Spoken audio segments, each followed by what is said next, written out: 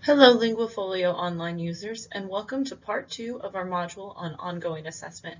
Our focus in this component of the module is using Linguafolio online in your classrooms on a daily basis in order to give students rapid, meaningful, and consistent feedback.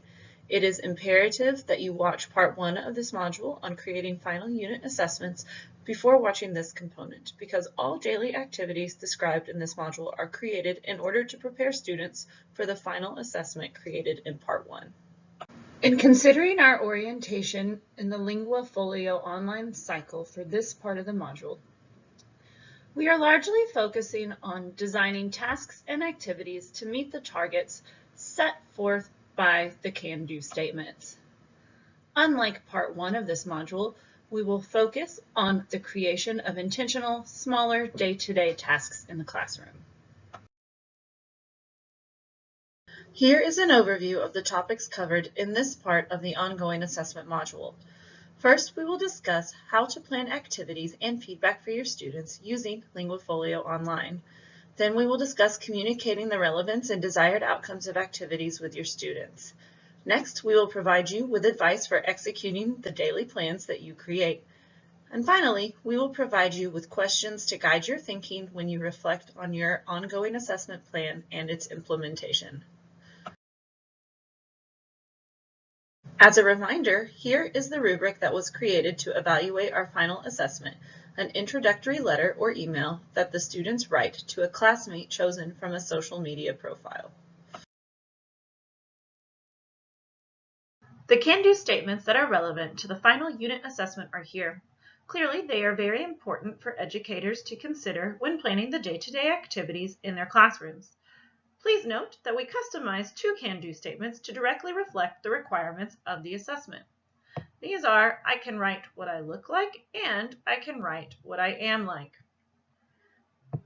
They are closely represented in other modes of communication, and the classroom activities leading up to the assessment should involve practice across all modes.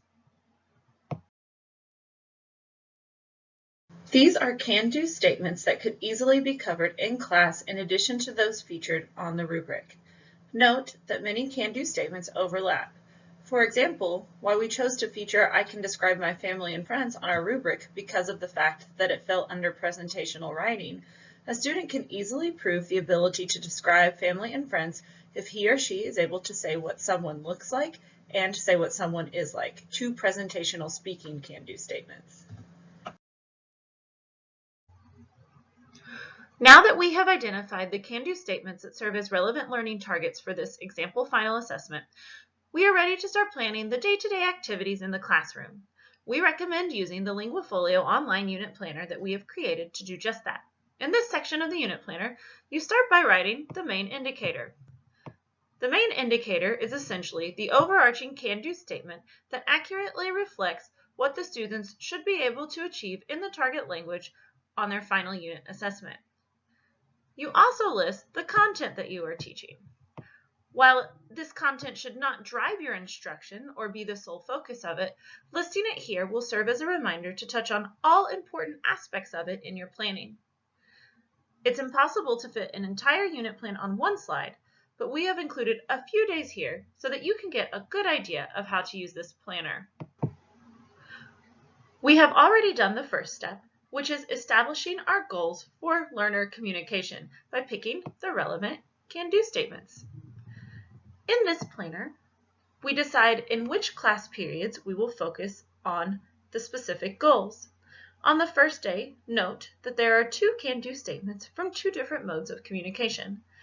The second can-do statement is actually not reflected in the final unit assessment at all, but is related to the content that learners must prove mastery of in said assessment. Again, using can-do statements from all modes of communication is necessary in order to ensure that the ongoing assessment plan that you create sparks the development of your learners as well-rounded communicators. After listing and planning the can-do statements, you need to come up with student tasks that are matched to those statements. While it might be easier for some teachers to design tasks before thinking of the can-do statements, doing so runs the risk of creating forced tasks that don't adequately allow learners to develop the targeted abilities. After developing these tasks, think about how they might connect to your final assessment. Note that varies depending on rubric is written here. This statement is included because there are so many disparate rubrics being used nationwide. However, for this particular example unit and final assessment, one should clearly connect class activities to the rubric by listing the relevant descriptors and indicators here. This action ensures that what is planned with intention. Finally, there is a space to plan your feedback tools. This planning is helpful in ensuring that feedback is rapid and therefore beneficial to your learners. Another important component of planning your day-to-day activities is to really communicate the purpose behind the given classroom activities to students. This is an example of a whiteboard that does just that. It first lists the question that is intended to guide student thinking for the day. Then it lists the day's objectives and the rubric that will ultimately evaluate the students. It gives the indicators that were developed for the unit that go along with the rubric, and it also lists the can-do statements that will serve as the day's focus. All too often, students are able to discuss what they are doing in class, but they do not know why they are doing it. Essentially, they cannot articulate what they are supposed to be learning when they are engaging in assigned activities. Communicating the information pictured on this whiteboard with students crystallizes and emphasizes the learning that should be happening when the tasks are being undertaken. As many teachers will tell you, even the best laid plans don't always work out. If that happens to you, don't be afraid to try and try again. Remember that there is a reason that research supports various best practices and strategies. If you try one and the results are lackluster, take some notes for next time. These notes will help you to discern the source of the problem, and you will be able to make improvements. Also, don't be afraid to adapt your plan to student needs. It is better to be a day behind schedule and have students who are able to use classroom content well than it is to be on schedule and have students who only have a superficial understanding of what is going on. Also, celebrate successes.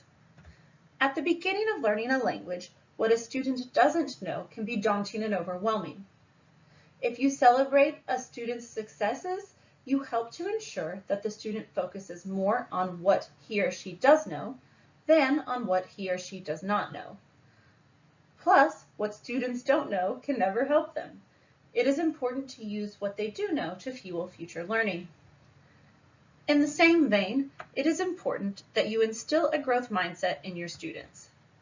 In doing so, you will have students who know that where they are tomorrow is more important than where they are today, and they will be able to build from their present knowledge. Conversely, students with a fixed mindset do not believe in the possibility of growth beyond a certain point and are typically unmotivated to move past that point.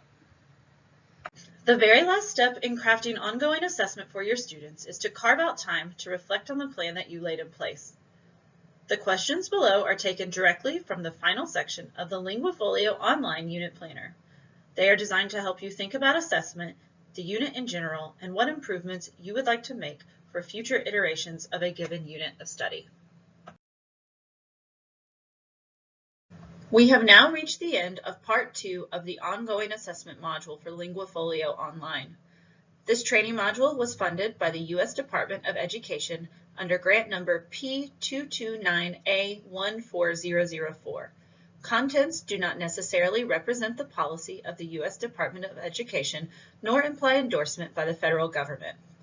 If you have any questions, please do not hesitate to contact us at lfolio@uoregon.edu. Thank you.